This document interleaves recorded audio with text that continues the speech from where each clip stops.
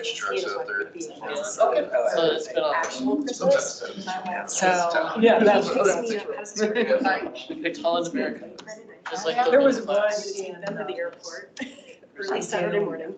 Carnival, like the bottom of the barrel. Yeah, I mean, they close like 2 a.m. I'll be there for. Like MSC's. They closed. So you're- It's weird, like. Down on the other end of town, and we, You're I really European, like right? them. There's that Yeah. bar.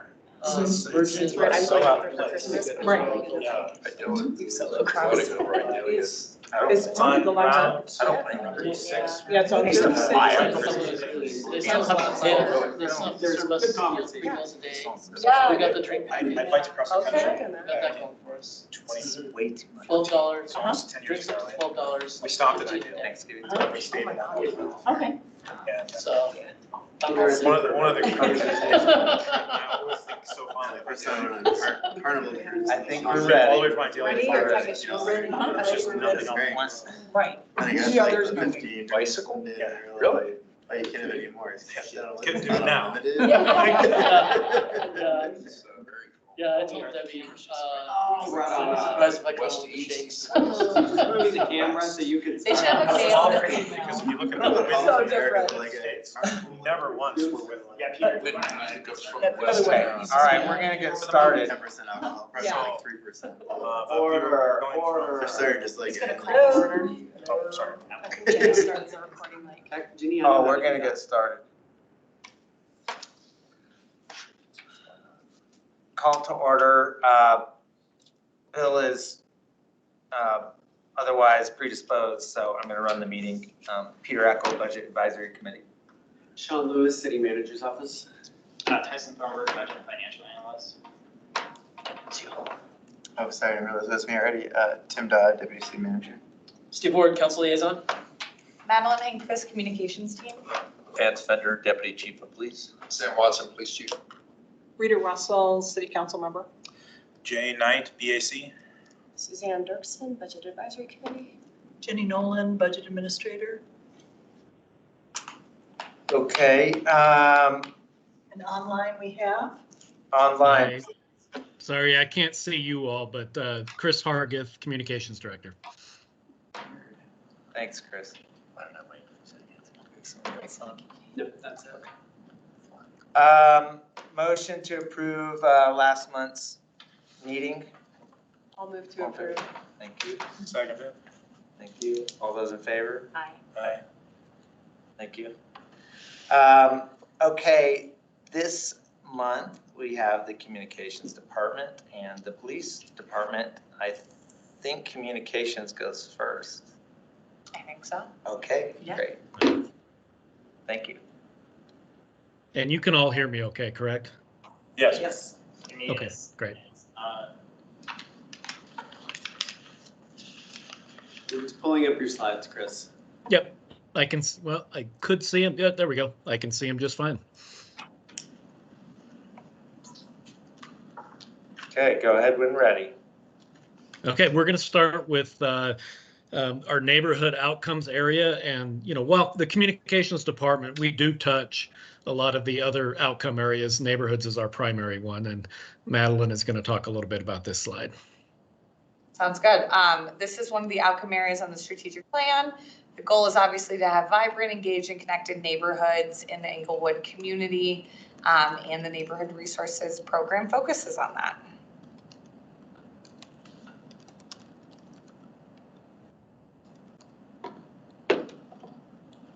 This is our department overview. I'll let you read our mission statement, and I'll talk a little bit about our structure. I really look at it as we have 3 separate divisions. We have marketing and social media. We have web services, which is primarily our website. And then we have neighborhood resources and community engagement. And as far as our department metrics, I thought I would just kind of read through the goals, and feel free to stop me at any time if you have questions about an individual goal. The first one is use the community engagement plan to assist city departments in engaging the public and conducting outreach campaigns. Publish the Englewood Magazine quarterly. track the number of our video views, track the number of subscribers on the city's social media platforms, and track the number of community members who subscribe to our email list. We have a new text messaging system, so we'll likely add that, I would think, to this. It's called Pidge. You'll get more information on that in the coming weeks here. Track the number of community members who subscribe to Polko. Polko is a surveying platform. They do the community survey that we conduct every 2 years. Track website scores, including quality assurance, accessibility, SEO, with a focus on quality assurance, and track the number of Englewood Engaged projects that involve community engagement. For neighborhoods, we track the number of the neighborhood improvement grants and the Get to Know Your Neighbor grants, as well as how much money is given each year. We track the number of completed mediations. We track the number of neighborhood group leaders, as well as the neighbor-to-neighbor programs offered through the Neighborhood Resources Program.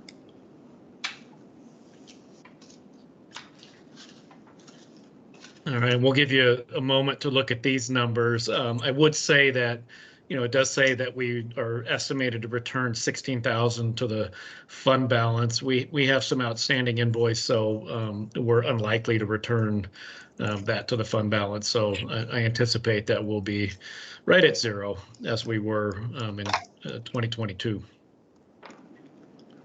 Any questions on this slide? Okay.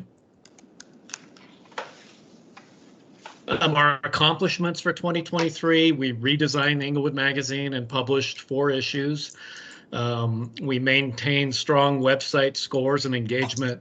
And in fact, our website scores went up significantly. And we also met the goal of increasing our page views on the website by 500,000.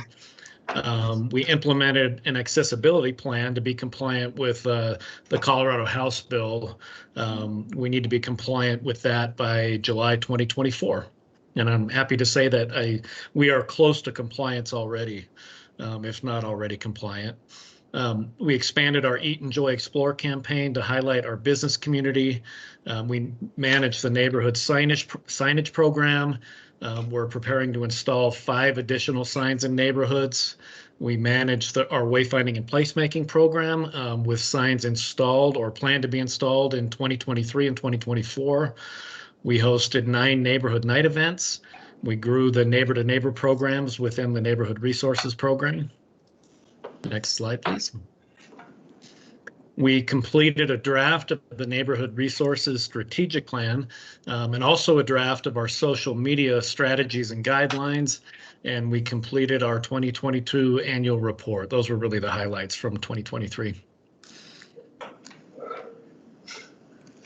So some of the challenges that we've been facing, and you'll see some common themes here from 2022, but the rising cost of postage, I've got a slide here to show you that. Inconsistent postal deliveries. The frustrating thing about that is, we've been paying for a variety of publications to be delivered, like the election guide, the Englewood Magazine. They're not reaching their intended destination, so that's really money wasted at that point. I'll explain that here a little bit at a future slide. The rising cost of paper and the volume of the service requests that we receive here in the communications department. So this is what we've seen with postage increases in 2023, and we're going to fall under that periodical percent change of about 8%. So, postage has continued to increase, and so that's certainly one of our challenges. You can go ahead and advance, please. So this gets back to when I was talking about inconsistent deliveries. What we've done in the past, as have most cities, including, I know that Littleton, I've been in touch with them. They've had this challenge as well.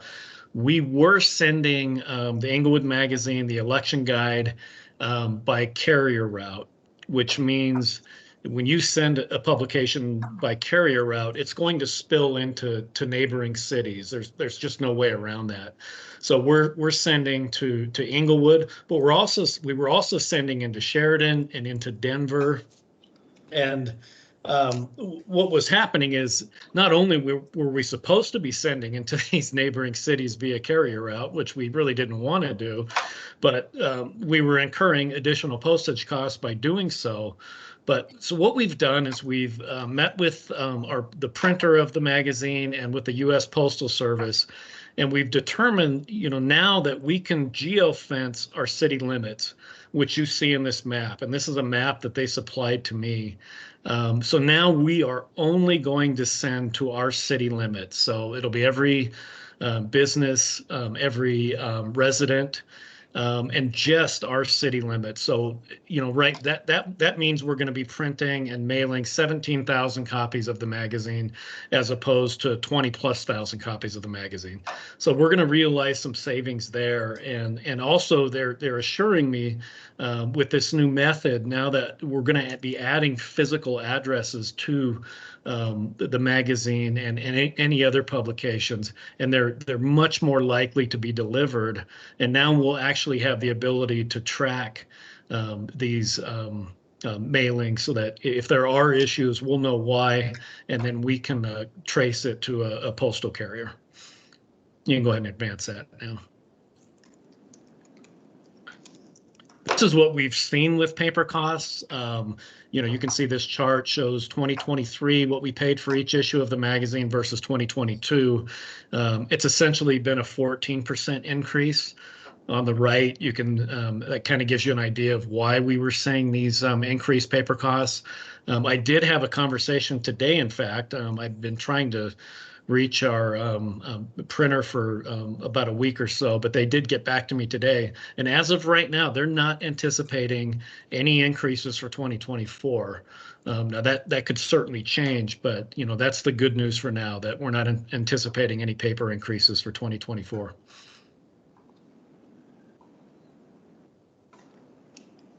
Okay, so this is this kind of shows the volume of communication requests that have come in over time. We started tracking these requests back in 2021, but from 2022 to 2023, we've seen about a 45% increase in requests coming into the communications department. And I think the number was something similar to that, I think, last year, maybe slightly less than that. You can go ahead and advance that, Tyson.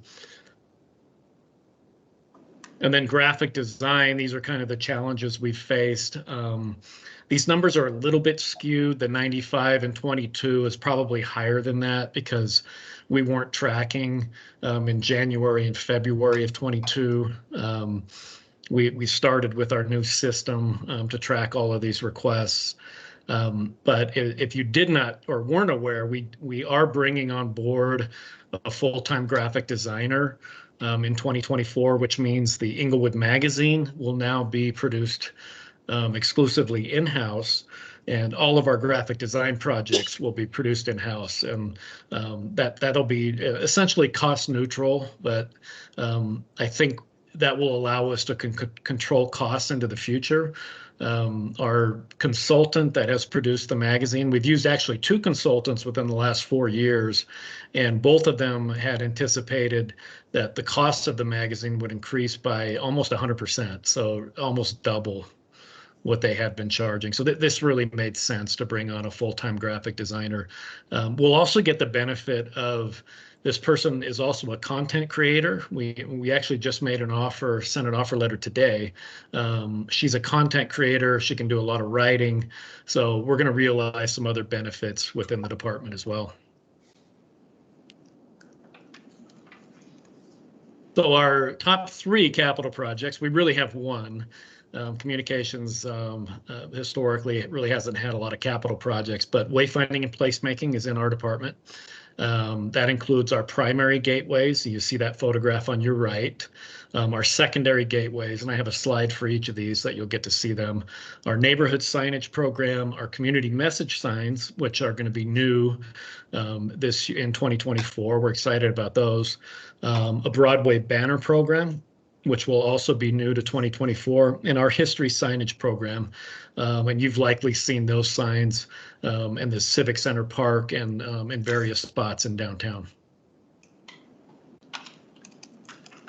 So our primary gateways, they've been manufactured. We have 2 of them. We're just waiting on some permitting issues to go through with CDOT.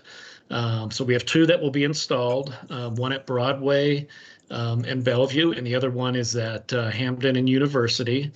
And then we'll have 2 additional signs in 2024. And the really great thing about, these gateways is they were made in Englewood. And that's really part of that Made in Englewood campaign that you've seen us launch. These were manufactured by Royal Signs. And then our secondary gateways, 12 of these have already been installed. 2 more will be installed in 2024. They've been manufactured. Those are also awaiting some permitting permission from CDOT. These signs were also made in Englewood. In fact, right across the street from the Civic Center at Boyd Signs. Our neighborhood signs, and I'm going to let Madeline talk about these. Yeah, right now we have 1 neighborhood that has been completed, and we actually have 4 that are currently underway, and they will all hopefully be completed in the 2024 next year. So, and all of those signs are also made by Royal Signs and Harmonic, so those are all also in Englewood. It's kind of crazy, as small as Englewood is, that we have so many local businesses that can produce these signs for us. It's really been great. And then, yeah, these have not been installed yet. We actually took this photo over at Harmonic Signs on their floor. These are missing some elements. You'll see the word Englewood on top of them, and they'll have those kind of vine features along the sides, and that's what they're manufacturing now. But these are designed to have just some really simple, impactful messaging that you can see from your car. We're hoping to install these, probably mostly at intersections where you're stopping and going, and you can really take in that messaging. But we've got 4 of them that the signs have been manufactured. We're just waiting for the install. That's going to happen anytime now. And then probably 3 to 5 additional signs in 2024. And again, made in Englewood, and these are 3 separate companies that have produced these signs for us. So we're kind of spreading the love, so to speak, as it comes to signage. And then our history sign program, a lot of signs out there right now. We completed the downtown district in 2023. We're working on the wellness district now, and so those should be installed, I would think, the first 2 quarters of 24. And that's the end of our presentation, and we're happy to take any questions or comments from you. Thank you. I do have a few questions with regard to the magazine. I know that it's available online pretty easily, actually, so well done there. But is there any indication of digital readership versus physical readership? How many people go looking for it online versus elsewhere? Yeah, I know that our digital readership is high. I don't have those numbers in front of me, but I can certainly, maybe we can make those available through a council request, but I can certainly dig those up for you. Because one thing I'm thinking about on saving money on the postage, right, is maybe everyone getting a physical copy doesn't always need to happen. Perhaps a postcard with a frame of the cover of the magazine, and maybe some neat little tidbits on the other side of the postcard with a QR code to the digital version might be something that helps us keep getting it out in front of people in their mailbox, but yet still allows access on a digital side, saving us money on the postage. I'm not necessarily, maybe the conversion rate's bad and readership drops, so it might not be a very good idea, but I'm just trying to kind of think of this from a budget standpoint. Yeah, and she's not here, obviously, but, Director Underhill, Parks Rec and Library, she's pretty adamant that if we decrease the number of times that we mailed that to the city, it would impact the revenue on the Parks and Rec side. So, that might be something, maybe a future study session, we could address that, but I know she's got some thoughts that she would love to interject. I have a follow-up question. Is it still true that that is the one form of messaging that reaches every resident in the city of Englewood? So I would say that, so the magazine and the website, those, and anytime we do a postcard. What's interesting is, Madeline, you may want to talk about this, but Madeline did the very first neighborhood resources survey. You want to talk about the communication piece of that, Madeline?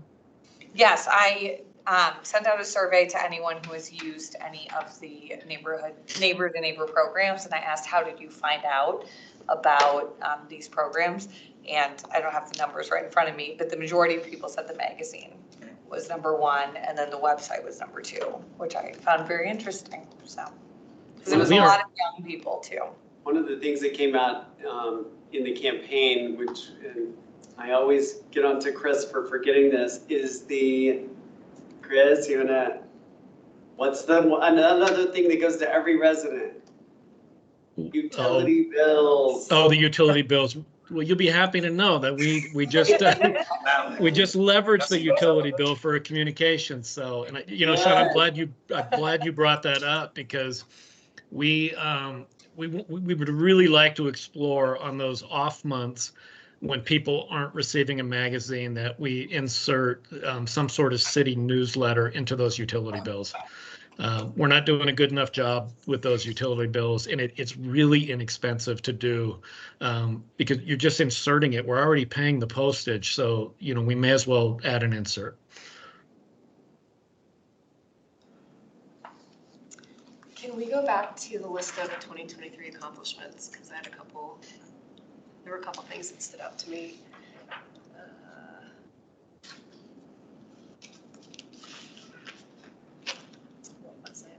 How was attendance at neighborhood nights? Any thought about increasing or decreasing those events, or is the status quo working out pretty well? Yeah, so right now we do 9. Chris and I have talked about expanding it to one more park.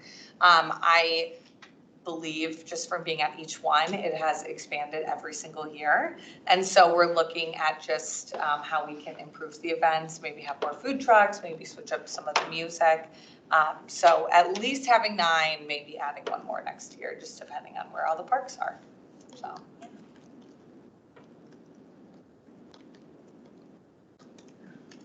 Anything else? When your group spoke with us before, you were talking about your team and how cohesive you were and low turnover. Is that still the case? That is still the case. Yes. We've all still been here, yes. We have the same team. Yeah, the same team as for the last 2 or 3 years. So. How was it with the hiring of the graphic designer? Was that a smooth process, or was it kind of something where we had a lot of people interested in it? When you say a smooth process, I guess that depends on your definition. So we had so many applicants, we couldn't keep up. In the end, we had 170 applicants, and we asked HR to turn it off because we couldn't keep up, and that was within 2 weeks. So we were really, really excited about the quality of candidates. We were really looking for a balance of graphic design skills and writing skills. And we had 8 that, literally 8 of them, all 8 of our finalists, could do the job. So it was a really difficult decision. And, like I said, we sent an offer letter today, and we're really excited to get her started. Thank you. Yeah, you bet. Well, anyone else? Okay, well, we appreciate you all coming, and thank you. I think you're doing a great job. Thank you. Well, thank you. We appreciate you as well. Thanks, Chris. I was like hearing what you have to share. It's exciting. Thank you. Good night, Madeline. Thanks, Madeline. Bye. Okay, gonna well, stick around for ours, man? yeah. This is really good. All are welcome, so. Okay, well, we'll turn it over to Chief Sam Watson. Yeah, and with Deputy Chief Vance Fender, we'll tag team this, but Jenny, can you just kind of fast forward 2 slides to the police? There we go.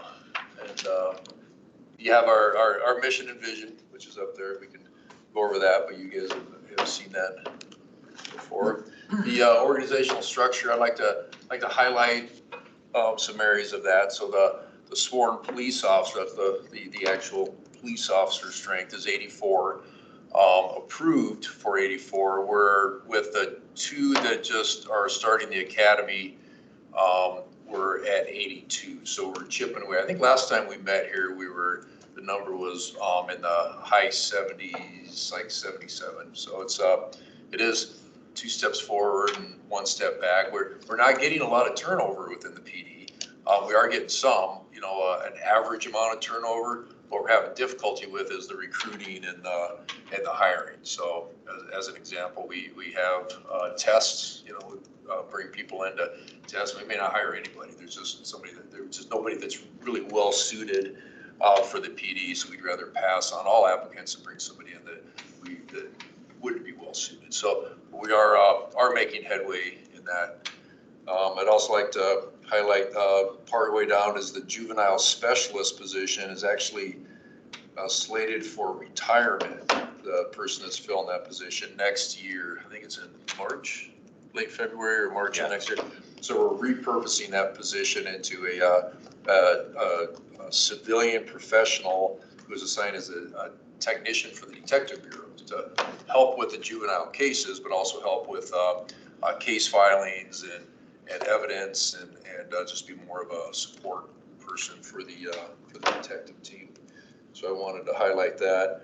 And then near the bottom, we have the police resource case manager, which is a developmental position actually for next year.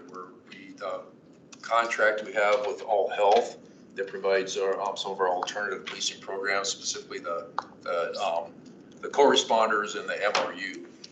Part of that included a case manager that we were under contract with All Health. Well, we're going to make that a dedicated City of Inglewood position. It'll be offset because we're reducing the overall contract with All Health by an equivalent amount. So it's a wash, if you will, but it brings more local control into that very, very high profile position.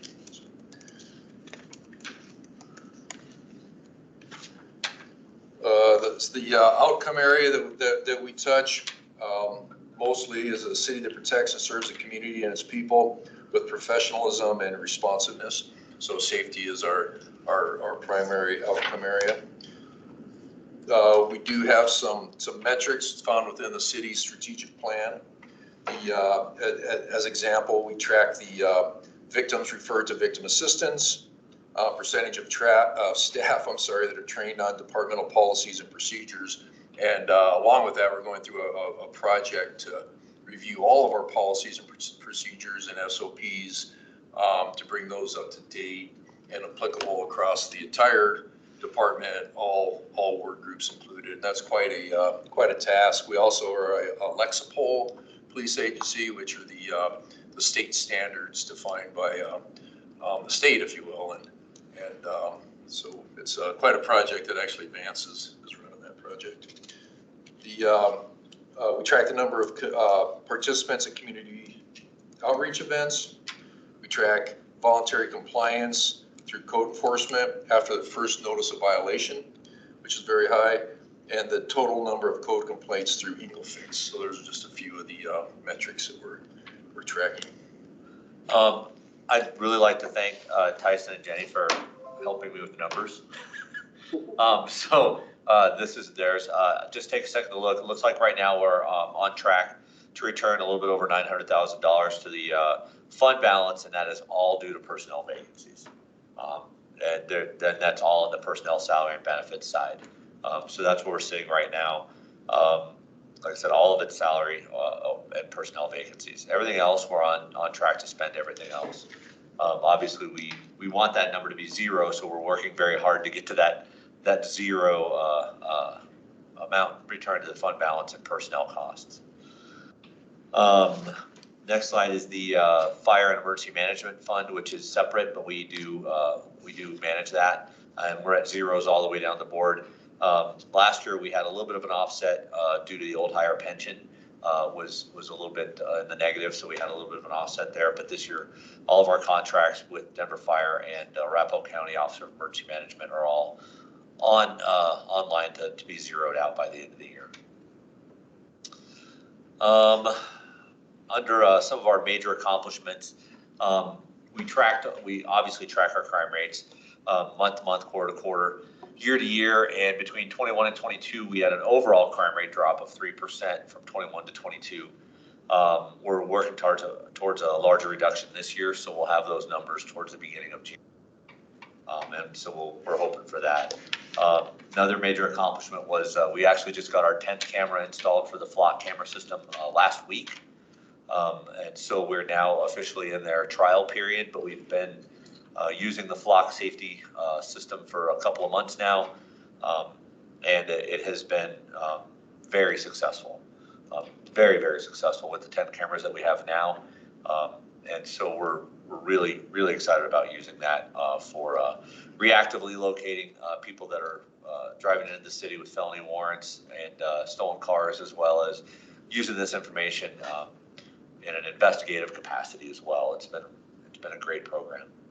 Obviously, in 2022, we passed the ballot initiative that Sam will talk a little bit more about here when we get to that on alternative policing. Next slide. We also this year met the International Association of Chiefs of Police One Mind campaign, which has been great for the department. There's only, I want to say, 8 departments in the whole state that have achieved this, and it's 100% of our sworn officers and other key civilian professionals trained in mental health first aid, with at least 20% of our sworn officers CIT trained. We're at 45% of our sworn officers are CIT trained, so which is crisis intervention training on how to specifically deal with people in crisis. So we achieved that goal in August of this year. Another accomplishment is we've got our fire marshal's office fully staffed again, and we're working towards a 100% inspection rate with commercial properties and city properties through the city, and that's huge for fire safety. They also do all the fire drills at all city facilities and Inglewood elementary schools and public schools. So we're really excited to have that group fully staffed. And then last of these accomplishments was our reaccreditation through the Colorado Association of Chiefs of Police. And that was actually quite a big deal for us, because what they do is they really go top to bottom in our agency, and they review all of our policies, procedures. They came and did on-site inspections at the police department. It took almost all year for us to get this done. And so they did give us reaccreditation this year through 2027. Are you doing challenges, or is that me? Cool. So I think I've got a lot here, but I think what I really want to get through on most of our challenges faced here in the police department is realistically the mandates that we have through the legislature, through Colorado revised statutes, through the law, through our internal policies, that really make it a timely, how do I put this? All of our calls for service require a lot of backup information. So once you finish a call for service, it takes the officer time to enter all of the information in the citizen contact information, which the state mandates, all of the information into our records management system as far as the details of what the call was. The body worn camera documentation, they have to go back in and what we call tag all the body worn camera video. So you have to put in what it was, how long the retention rates for, the case numbers, things of that nature. The nature of calls for service that our officers are going on are multiple officer responses. Just due to the nature of that, the safety of the officers and some of the violence and some of the calls we're going on require multiple officer responses. So those are a lot of our challenges, is it takes an officer a lot of time just to do a stolen motor vehicle report. It takes them off the street for a long amount of time. I'm just using that as an example. And that does affect the community expectations that we have in being more effective, more visible, more proactive. And all of those things that we're trying to do to reduce crime and the fear of being a crime victim. So those are some of our challenges, and we're looking for different efficiencies literally every day to try and lower that. One example is we just recently, within the last 2 weeks, created a process where our officers can write a municipal summons for some of our lower level nuisance type violations that would take, that officer would have taken 45 minutes to write that ticket and then do all the background information. And now we've got a process in place where they can write the ticket and write ticket notes, and on the back end, somebody from records will enter all of that information afterwards, which increases the visibility for the officers on the street. So we're trying some of those things. Projected capital, projects recurring expenses. One of the things I want to talk about is the PD headquarters bond premium, which we've had since the voters approved the bond for our police department. Every year we use money out of that bond for equipment and other needs that otherwise would have come out of the general fund. So we really tap that fund for those things. Right now, when I wrote this, it was about 1.1 million. We're just under about $1 million now that's still left in that bond. And we still try to purchase things out of that bond. For example, this year we purchased new tasers, 2 new speed trailers, a replacement SWAT van, replacement rifle optics, replacement shields, ballistic shields that were coming up on expiration. So a lot of that was very spendy. So we did use that alternative funding source this year for that, and we plan to keep doing that until that fund is gone. And we also used it for our Flock safety subscription, which now we've pushed into 2024 since we're still on their subscription or their trial.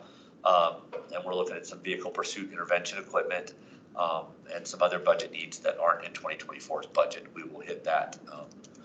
We'll hit that bond for some of that. Next, we also utilize federal forfeiture funds, and we've used that fund for drones, ballistic equipment, post-academy expenses, all sorts of new things over the last, since I've been doing the fund, so 5 or 8 years or so. That fund right now has a balance of about $93,000, but it fluctuates a lot. Just based on, like right now, I think I wrote, we have about 50 cases that we're awaiting decisions on what kind of disbursements we'll get from that. And some of them are as low as $800, and some are, as high as $20,000, just depending. But the federal forfeiture laws have really made it very difficult to get a lot of money into a forfeiture fund, so we don't have a lot of forfeiture money coming back in. So I consider those funds almost one-time funds. But again, these equipment needs are budget needs that are submitted in the budget cycle every year, but are then removed due to the availability of those alternative funding sources. So when those sources are gone, we're going to have to add those back into our requests. But right now, we're still okay with those alternative funding sources. Well said, thanks, Vance. In November 22, the Englewood voters authorized a 0.3% increase to local sales and use tax rate, and 0.1%, I'm saying that right, a fraction of 1%, 0.1% was dedicated to funding for alternate policing services. And so we have a breakout of what those services are and the cost. The sales tax on that estimated revenue is close to $1 million, $978,000. And by having that dedicated source of income to fuel these alternate policing programs, that frees up other money within our budget for staffing. So we're able to increase our staffing, and that's how we were able to go from 78 sworn officers to 84 in the previous presentation. So we're chipping away at that. We're very happy. We're thankful to the community for their support with that vote and that initiative. And when that occurs, we'll have a more increase of police patrols at our hotspots, high crime areas, problem locations, school zones, special problem areas. Will be the ability to be more proactive with having more police officers out there, and also with the efficiencies like Vance was talking about, where we can get police officers freed up, be more visibility. We can get our special assignment officers back into their special assignments. Currently, at times they have to be drawn out of their special assignment. Let's say a traffic officer, a zone officer, or an impact officer, school resource officer to supplement patrol, because we have to have a minimum number of patrol officers to stay safe. So we can get those special assignment officers back. And most importantly, to bring relief to the patrol schedule and for the well-being and the mental health and just the well-being of the police officers. So they're not always working at minimum staffing. They're able to get time off when they want to have time off. They're not getting mandatory overtime jammed down their throat where they have to stay late or they have to come in early, and because all that is adds to morale issues. It adds to burnout within the police department, and we sense it and we feel about it and we talk about it at every single meeting that we have. And by increasing this staffing and getting getting more officers on the street, we can start to alleviate some of that. And so we're very excited to get fully staffed. And again, that's because of that ballot initiative. So that'll be a big deal. And then there's some examples of the alternate policing programs, and we actually have a few more. We just went through an internal drill within the police department where we audited, if you will, each one of these positions as well as some other positions to truly find out the amount of time and money that was spent towards these individual programs in a way that justifies the ballot initiative and the money that we're taking in, that it's actually being spent into those areas. So that's out there as well. So other than that, does anybody have any questions, or did I miss anything, Vance? Or? I think so. I will say thank you very much for again, like Vance said, to Jenny and Tyson, and you guys are great, and the support we get from the city manager and from Tim and from council, we really appreciate that. And I really want to thank Vance as well. So when we talk about the budget at the PD, Vance is the guy who lives and breathes the budget. So thank you, great. Any questions? You talked about 15 or 16 events. How did Citizens Academy go this year? And you had a junior academy, right? It's good. Yeah. Yeah, we, Citizens Academy just finished. I think we could, Crystal's talking about doing 2 sometimes, because the excitement's there for that. And I think it went really, really well this time. And then we also did do a junior academy too, a full week with some high school students, and that was fantastic too. It was very well attended. Crystal's been great getting all of those programs up and running. She's got one coming up on the 9th of January for a women's self-defense class for 4 hours one night, kind of really geared towards college students, maybe going back to college right then at that time, and we kind of talked about that. So we're getting a lot of those programs back online that we haven't had for a while, and that's due to Crystal. She's doing a great job. We kind of missed it with the slides if there was a direct number said, but what percentage are we of having kind of a full head count? Well, it's a moving target. Yeah. So our total strength of the PD is 130 people. 84 of those are dedicated police officers, sworn police officers, and that's usually what we talk about when we talk about being fully staffed. With the 2 that are starting the academy, the police academy, that we're at, my number is 82. But keeping in mind the academy runs for May. 16 weeks. Yeah, until May. 16 weeks. Then they come out of the academy, they have to go into a field training program with an officer, which is another 16 to 17 weeks.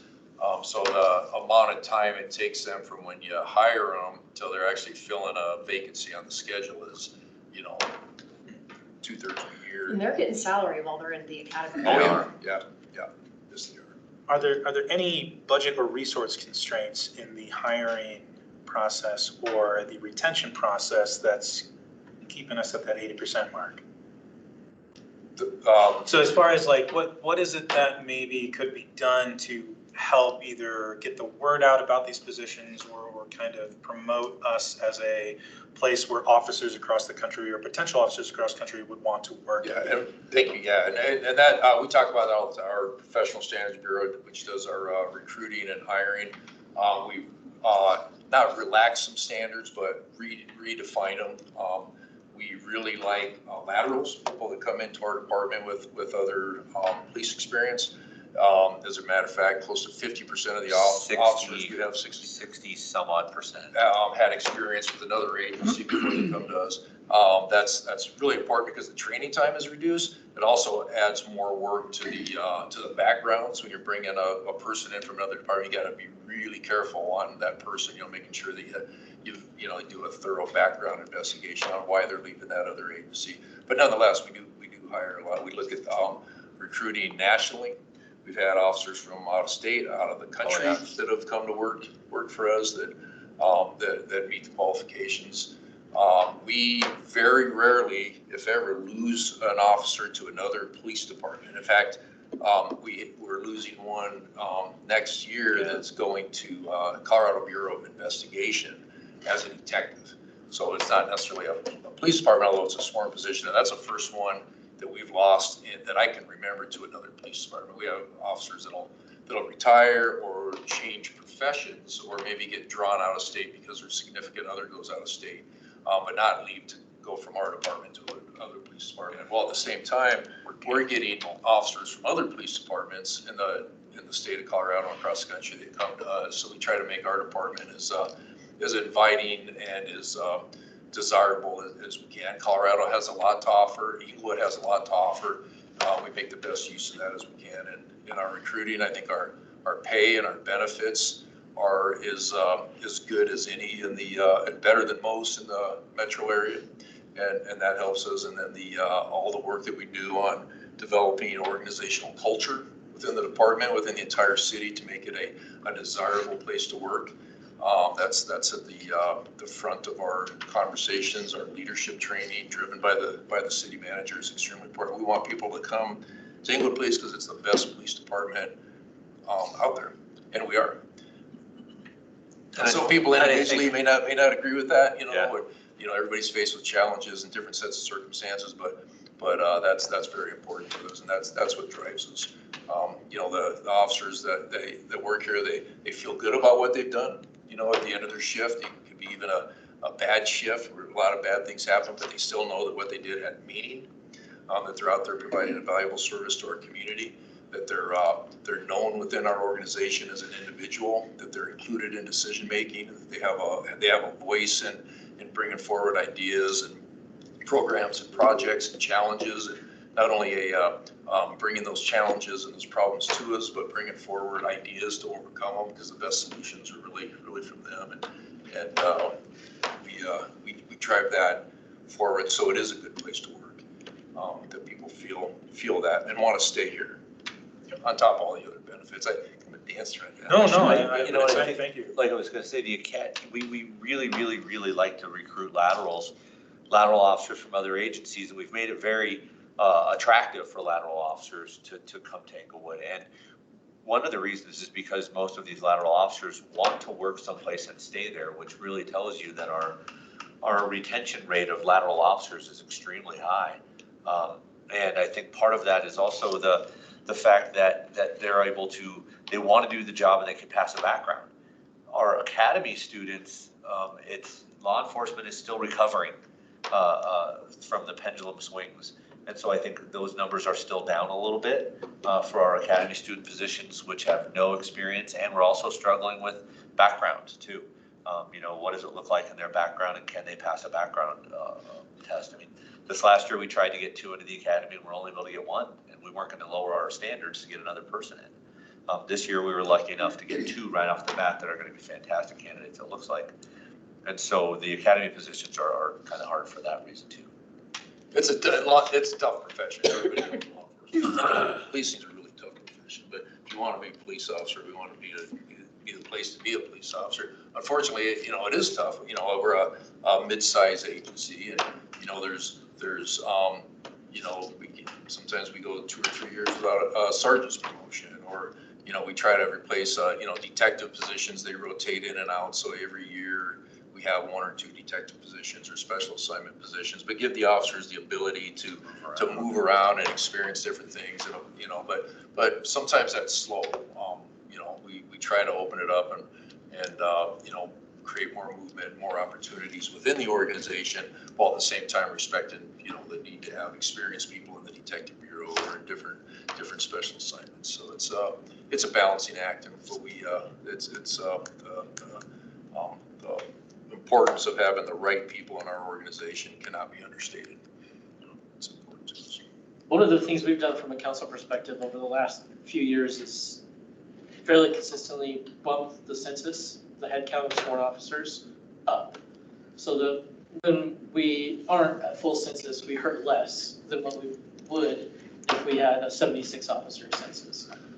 I've been observing these presentations for the last 10 years as a previous member of the Budget Advisory Committee. And that was one of the stress points consistently was staffing. We lose an officer to a retirement, or there's a critical incident and they have to go off duty for a week. How do we backfill that when we have a census that's lower? So I have consistently, I'm not at all alarmed by $959,000 in personnel savings. That just means that we're moving towards the headcount that we think is adequate, and we've funded the department well enough to backfill when needed. I was gonna ask about that. 959,000, is that mostly patrol vacancies? Or is it, I'm sure it's department-wide, but is it? It's department-wide, so that includes, we have 2 dispatch positions that are open. Mm-hmm. We have an audio-visual tech, which is a records position. We have a retired records manager after 30-some years, retired, and that's open. A victim assistance intern, and then the police officer position. So it's a combination of all those vacancies spread across an authorized strength of 130 people, including sworn officers and the civilian professional group. Out of the officers, again, it's 2 positions out of 84 right now. That account right now at this current. That was different in January, February, when that number was accumulating towards that. I think one of the interesting takeaways this year for me is that this may very well be the first year I haven't seen recruiting listed as one of the challenges. No, we're testing monthly, literally testing monthly. Whether it's 3 people or 7 people, we're going through testing monthly. And it's like the chief said, I can think of the last 3 months where we said no to everybody. At the end of the day, after oral boards and after the integrity interview, we said no. Wow. Just because they weren't what we wanted to bring into our culture, what we know is a quality police officer. And so we'd rather not hire the wrong person than hire the wrong person. Well, we also look at creative solutions too. We have people that we know want to be a police officer. They may not be eligible now, or we don't have an academy position, but we'll bring them into a civilian professional position until the academy opens. So if we have an opening in code enforcement or seasonal code enforcement is a good example, or parking management, we'll retain that person and put them in that role with the intent of when the academy opens up, maybe next year, that we'll be able to get them in. So when we find a good person, we try to keep them engaged, keep our hooks in them, we call it. Try to hold on to them. Yeah, we try to hold on to them. We have a young lady who's not even 21 yet, whose mother works for the police department, who will make a great police officer when she's older. Awesome. We've got her hooks in her already. Academy. So maybe, in a couple of years, she'll be ready to go. And so we look at creative ways of keeping people like that engaged. It's another way of looking at recruiting. We recruit in the military as well. People that come out of the military have a unique skill set. And so we work with them. Again, you got to be really diligent in the background investigations it's, Can you share a little bit about dispatch? How's that going? I don't think there was a slide on dispatch. I think. yeah, we are Yeah. two positions Two down. down. We just gave a final job offer today. I just did, Just today, did Yes. she accept it? yeah, January 15th. So that will put us in one position down. But again, they have to go through extensive training. This person has 2.5 years of experience in ambulance service, dispatching for an ambulance. So maybe a little bit quicker turnaround for training, but. But budget-wise, they have what they need and logistics and. We, if you remember last year, we actually increased dispatch slightly we were able to promote 2 supervisor positions and bring in an additional body and an additional person into the dispatch center to help with staffing. Because when we talk about morale and burnout for an understaffed work group, that's alive and well for dispatch as well when they're understaffed. It's intense in there. It's very intense. Yeah. I spent 2.5 hours and I was a little wired. They do a great job. They do. And all of our equipment in dispatch, as well as our portable radios, are all reimbursed through E911 funding sources. So Arapahoe County E911, through cell phone taxes, replaces all of that equipment. So all of our portable radios are purchased by the city and then reimbursed through the E911 program. All of our dispatch consoles, all of that. So all the equipment in there is E911 reimbursed. We actually went through with them a program for recruiting bonuses and hiring bonuses, if you will, and retention bonuses. Very unique to the city and to the dispatch center, and that was returned from E911. So state money. Oh, wow. It didn't come out of the Inglewood budget.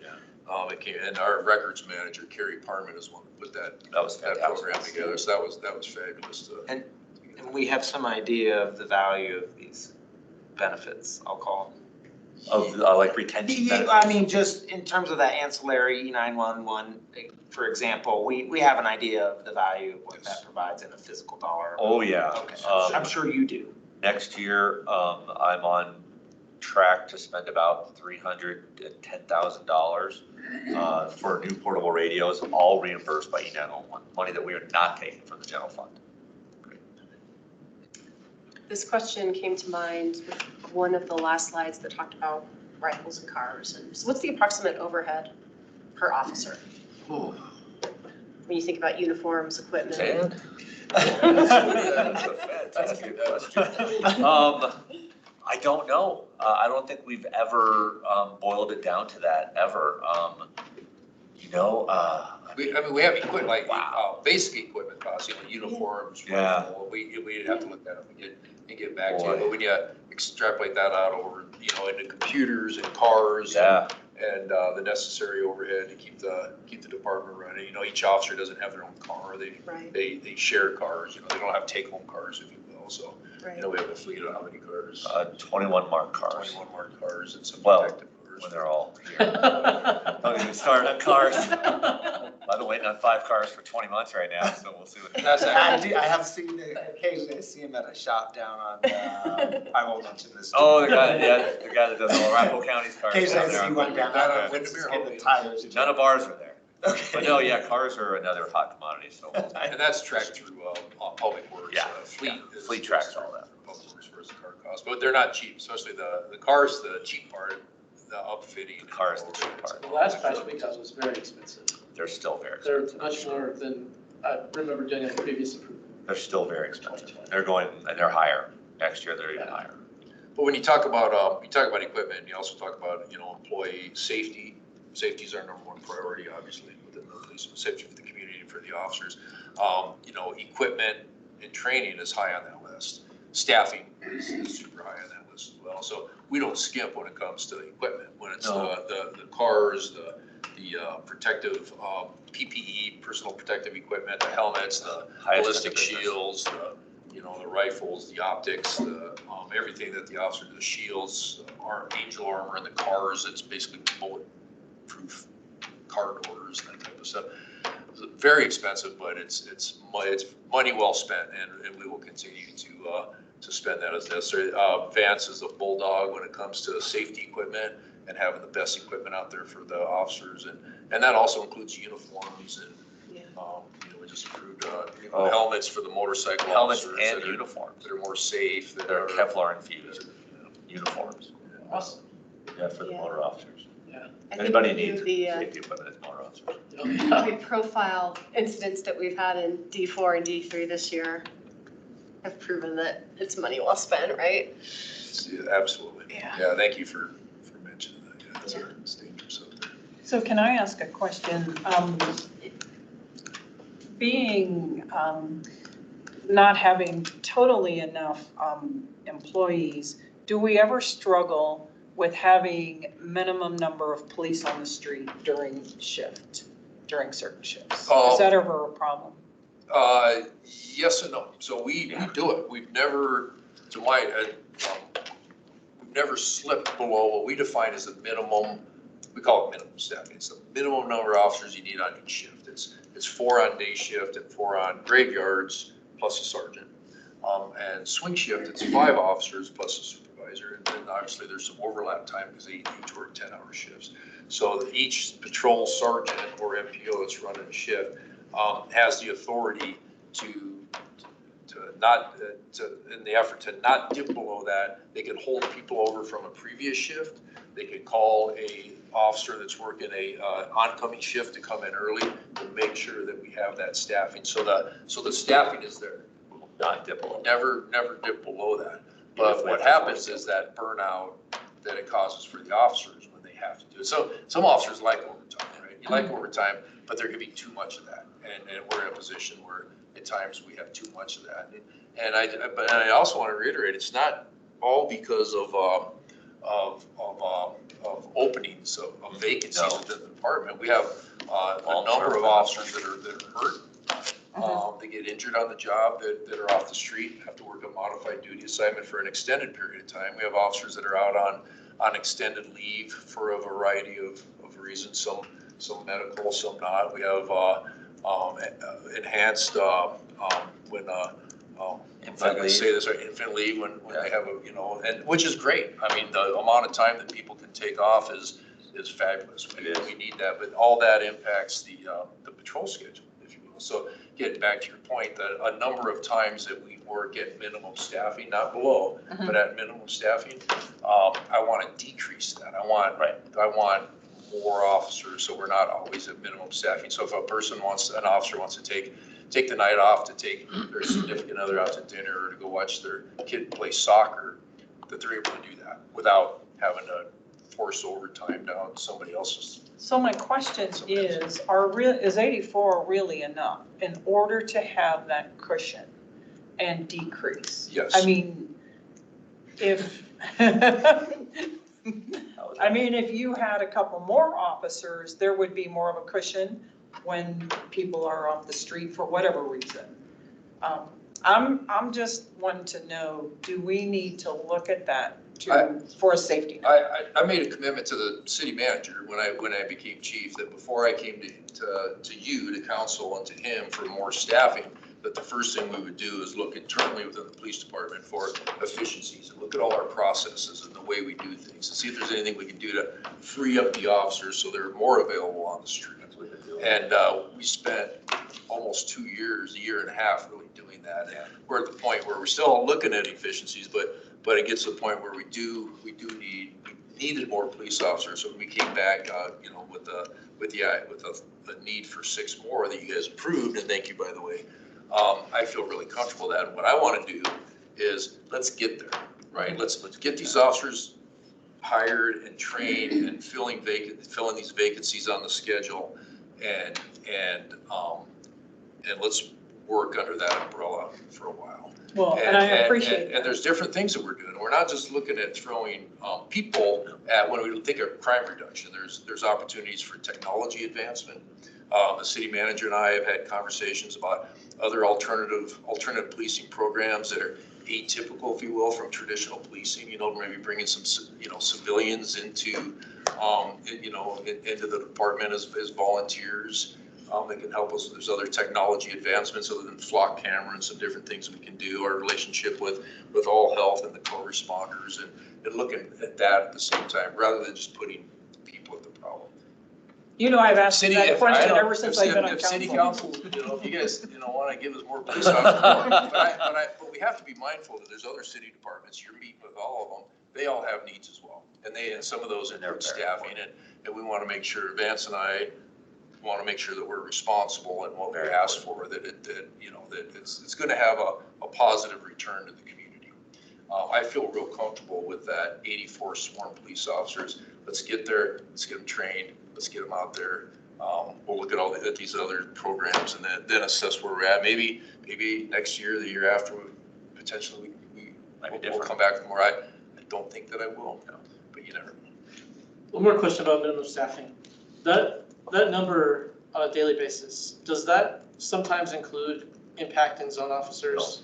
Well, Or are they always excluded from the patrol? the minimum staffing is specifically for patrol officers. So officers assigned to patrol for, let's just say day Okay. shift, for example, 5:30 until Right. 3:30 when they get up. Minimum of 4 officers plus a sergeant.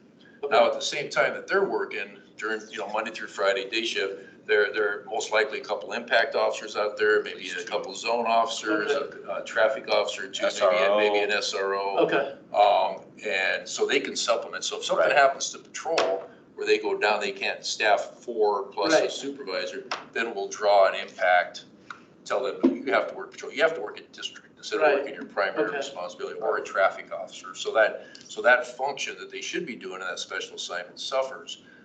But it's most important that we have the staffing for patrol. or if there's a major incident, God forbid, an active shooter or something, where we would have to activate mutual aid, we can send everybody. Oh, yeah. Oh, That goes that's when the without whole saying. department Yeah, empties. we all Like, that's show, when I mean, detectives we're- show up, police staff shows up, Detective. Right. detective I mean, beepers are investigators. going off, but for the immediate response. That's the immediate response.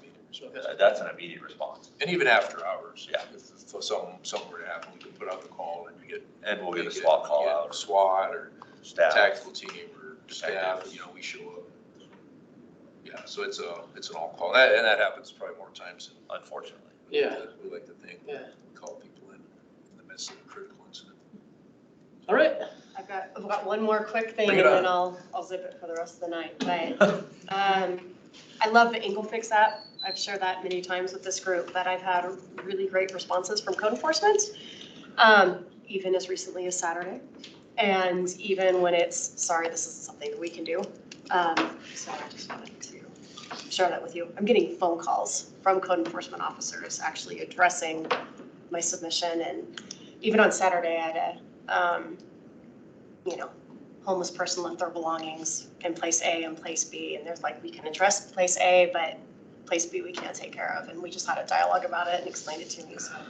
Good. Yeah. Yeah. I'll share that Tell you with you. Well, that's good, Karen. We really do. I mean, that's a citywide initiative. That's just not with the police department, but Right. our code enforcement Right, code enforcement. actually monitors that, because a lot of what they get relates to police or code enforcement. But they'll send stuff to Public Works, to Parks and Rec, to other city departments, and again, the city manager is adamant about the personal contact back to the reporting person. That we have a quick turnaround to get back to let them know what the city response is going to be. Yep. I'll tell you That's that, what we that get. number through Great story. EngleFix, that number through EngleFix went up a lot over this last quarter. I got some of the statistics Mine are single from digits, I quarter promise. three. No, and it's fantastic. I mean, that number of those EngleFix referrals have gone up exponentially, even from quarter 3 to quarter 4. Yeah. I just found out today from code enforcement that they've code enforcement and police departments handled 40 RV encampments where people are living in 40. RVs on the public right of way. Not just RVs parked someplace. Nope. That's a parking ticket or abandoned vehicle. Actually, people living in there, and contrary to the municipal ordinance. So the department developed a program, and they're at 40 of those that have been resolved. And you've seen them out. You guys know what I'm talking about. And so it's that's the type of processes that are meaningful yet extremely time consuming. Yeah, But extremely meaningful, so we continue with the. just to get that program off the ground took so much time, working through the city attorney's office and working through code enforcement and our zone police officers, just to get that program off the ground this last year. took so much time. And, you know, at the same time, we focus on, up and down Broadway and different parts of the community with encampments on the sidewalk, people that are, the city passed an ordinance for blocking the sidewalk, laying down or sitting on the sidewalk, a large number of people. So under certain circumstances, after being warned, they can be contacted and written tickets and trying to clean that up. And that's in support of the whole community, but to include, just the initiative that the city has to try to make the businesses up and down Broadway to the business district, open, and people feel comfortable coming into these areas and spending their money in the city and parking their car there. And it's the efficiency that Vance talked about, where an officer can write notes on the back of the ticket, like a traffic ticket. That's one of the offenses. A lot of that is for those offenses. So it's helpful as well. That, 6:30. Well, we appreciate what you all do for our community and our safety. And thank you for making time for us. Thank you. Well, we talk about one team in the city. And it's not just the police department, it's the entire city. I mean, we're here with the budget with the finance team, the city manager, and we all work together, whether it's public works or city attorney or parks and rec. We're on problem solving in the community. We work There's so other close with departments, parks and public and it works. really is important. We can be more effective when we work together rather than a silo. And we recognize that with the police department as well, working with the city council and some of the arms of city council to include this group and CEAC and the Traffic Safety Advisory Committee. It's really beneficial to us. So thank you for your help with that. I hope we can be a further resource. Thank you. Okay. Is that it? Oh, that's it. Oh. Thank you. Okay, members' choice. I already said my piece about Eagle Fix. Center piece, so we'll remember that for next month. I don't have anything, so I guess this meeting's adjourned. Thank you. All right, thanks everyone. Thank you.